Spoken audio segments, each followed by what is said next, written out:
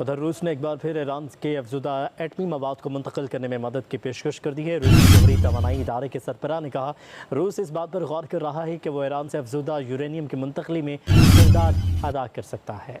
लेकिन इस मामले में तकनीकी मसाइल के साथ अमेरिका और ईरान के दरमियान एतमाद का फुकदान भी बड़ा मसला है। रूस का कहना है 2015 में ईरान की दरख्वास्त पर रूस ने अफज़ुदा यूरेनियम की मुंतकली में मदद की थी और अब भी हम इसके लिए तैयार हैं। रूस ने एक बार फिर ईरान के अफज़ुदा एटमी मवाद को मुंतकिल करने में मदद की पेशकश कर दी है।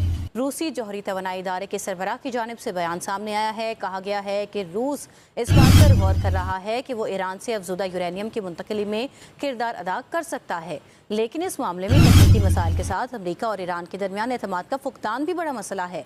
रूस का कहना है कि 2015 में ईरान की दरख्वास्त पर रूस ने अफज़ुदा यूरेनियम की मुंतकली में मदद की थी और अब भी हम इसके लिए तैयार हैं। अपडेट आपको दे रहे हैं। रूस ने एक मरतबा फिर ईरान के अफज़ुदा एटमी मवाद को मुंतकिल करने में मदद की पेशकश कर दी है। इस हवाले से रूस के जोहरी तवानाई इदारे ने बयान भी दिया है।